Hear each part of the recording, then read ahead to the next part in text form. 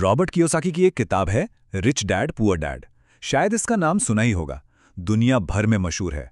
पर सवाल ये है कि आखिर इसमें ऐसा है क्या जो आज भी लोग इसे इतना पढ़ते हैं। देखिए, ये किताब सिर्फ पैसों के बारे में नहीं है, बल्कि पैसे को लेकर हमारी जो सोच है, जो माइंडसेट है, उसके बारे में है। तो चलिए आज इसी किताब के कुछ सबसे जरूरी आइडियाज, उनकी रणनीतियां और हाँ, इससे जुड़े कुछ विवादों को भी समझते हैं। एक बहुत ही जरूरी सवाल है, पैसे के लिए काम करना या फिर पैसे से अपने लिए काम करवाना। इन दोनों में से कौन सा रास्ता चुनना चाहिए? बस यही एक सवाल इस पूरी किताब का आप कह सकते हैं निचोड़ है। ये हमें बताता है कि एक सेफ, सिक्योर नौकरी करना और सही मायनों में फाइनेंशियली फ्री होना, इन दोनों बातों में जमीन आसमान का फर्क है। अब इस किताब की जो पूरी कहानी है ना, वो दो पिताओं के इर्द गिर्द घूमती है। मतलब दो अलग अलग पिता और उनकी दो बिल्कुल अलग अलग सलाहें। मजे की बात यह है कि दोनों ही लेखक की भलाई चाहते थे, उनकी परवाह करते थे, लेकिन जब बात पैसे की आती थी तो उनकी सोच एकदम ऑपोजिट थी। तो यहां पर ना दो अलग अलग माइंडसेट एकदम साफ साफ नजर आते हैं। एक तरफ हैं पुअर डैड, ये हाईली एजुकेटेड थे, पीएचडी थे, लेकिन इनकी सलाह क्या थी? बेटा खूब पढ़ो और एक सेफ नौकरी पकड़ लो, रिस्क मत लो। और दूसरी तरफ थे रिच डैड, जो ज्यादा पढ़े लिखे नहीं थे, लेकिन उन्होंने ये सिखाया कि पैसा असल में काम कैसे करता है और किसी भी प्रॉब्लम को एक मौके में, एक अवसर में कैसे बदला जा सकता है।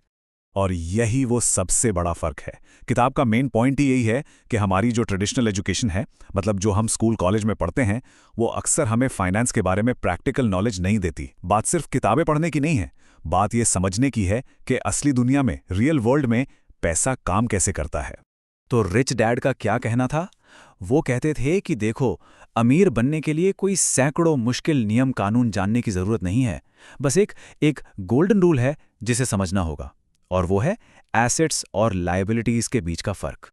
अब किताब में ना एसेट्स और लायबिलिटीज की कोई कॉम्प्लिकेटेड अकाउंटिंग वाली डेफिनेशन नहीं दी गई है। नहीं, बहुत सिंपल तरीके से समझाया गया है, कैश फ्लो के हिसाब से।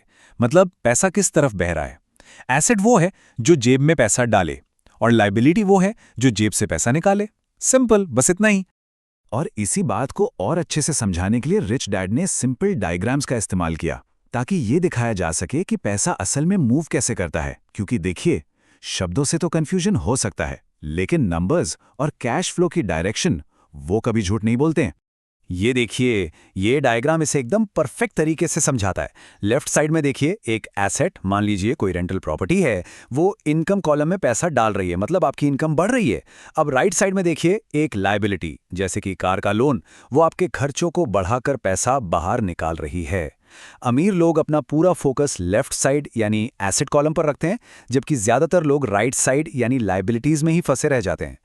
कियोसाकी यही कहते हैं कि ज्यादातर फिनेंशियल स्ट्रगल की जड़ यही है कि लोग कार लोन, क्रेडिट कार्ड का बिल, ऐसी लायबिलिटीज खरीदते जाते हैं, और वो भी ये सोचकर कि ये तो एसेट्स हैं, जबकि असली खेल एसेट कॉलम को बढ़ा करने का है, लायबिलिटी कॉलम को नहीं। तो ठीक है, हमने डेफिनेशन तो समझ ली, लेकिन बात सिर्फ परिभाषा जानने की नहीं है। ये किताब फाइनेंशियल फ्रीडम पाने के लिए एक प्रॉपर स्ट्रैटेजी भी बताती है, और इसकी शुरुआत होती है इनकम के अलग अलग टाइप्स को समझने से। तो 3 तरह की इनकम होती है। पहली है ऑर्डिनरी अर्न्ड इनकम, मतलब जो नौकरी से सैलरी आती है। दूसरी है पोर्टफोलियो इनकम, जो स्टॉक, बॉन्ड वगैरह से मिलती है। और तीसरी, सबसे जरूरी, पैसिव इनकम। ये आती है रियल एस्टेट या ऐसे बिजनेस से जिन्हें हमें एक्टिवली मैनेज नहीं करना पड़ता। अब अमीर बनने का सीक्रेट क्या है? अपनी सैलरी वाली इनकम को, यानी पहली वाली इनकम को, पोर्टफोलियो और पैसिव इनकम में बदलना। मतलब सिर्फ हार्ड वर्क नहीं, स्मार्ट वर्क करना है, अपने पैसे को अपने लिए काम पर लगाना है।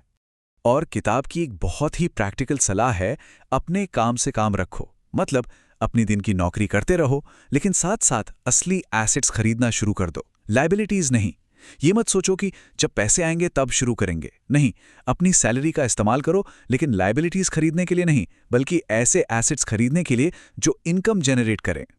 लेकिन कहानी का एक दूसरा पहलू भी है। ये किताब जितनी ज्यादा पॉपुलर हुई है, उतनी ही ज्यादा इसकी आलोचना भी हुई है। मतलब सब कुछ इतना सिंपल नहीं है जितना लगता है। कई क्रिटिक्स का तो यहां तक कहना है कि रिच डैड पुअर डैड में बहुत सारी गलत, बुरी और यहां तक कि खतरनाक सलाह भी दी गई है। उनका तर्क है कि कियोसाकी एक फाइनेंशियल एक्सपर्ट से ज़्यादा एक मोटिवेशनल स्पीकर हैं। उनकी सलाह बहुत वेग है, मतलब साफ नहीं है, काफ़ी रिस्की है और उसका कोई ठोस सबूत भी नहीं है। वो कहते हैं कि ये किताब अमीर बनने का एक ऐसा रास्ता दिखाती है जो असलियत से कोसों दूर है। तो सवाल ये उठता है कि अगर इतनी आलोचना हुई है तो फिर ये अब तक की सबसे ज़्यादा बिकने वाली फाइनेंशियल किताबों में से एक क्यों है? इसका कारण ये है कि ये किताब लोगों को अपने फाइनेंस पर कंट्रोल लेने के लिए ज़बरदस्त मोटिवेशन देती है। ये मुश्किल फाइनेंशियल आइडियाज़ को बहुत आसान बना देती है। और सबसे बड़ी बात, ये नौकरी, पैसा और अमीरी के बारे में हमारी जो पुरानी सोच है उसे चैलेंज करती है। ये फाइनेंशियल लिटरेसी की वो बातचीत शुरू करती है जो स्कूलों में कभी नहीं सिखाई जाती और जो अक्सर हमारी ज़िंदगी से गायब ही रहती है। तो आखिर में अगर इस किताब का सबसे बड़ा और सबसे ज़रूरी सबक निकाला जाए तो वो ये है कि हम सब के पास जो सबसे पावरफुल एसेट है वो है हमारा दिमाग। असली दौलत की चाबी फाइनेंशियल एजुकेशन और अपना फाइनेंशियल आईक्यू बढ़ाना है। मतलब कोई भी प्रॉपर्टी या स्टॉक खरीदने से पहले नॉलेज हासिल करना ज़रूरी है। ये किताब हमें यही सिखाती है कि पैसे के बारे में सीखना एक लाइफ लॉन्ग प्रोसेस है।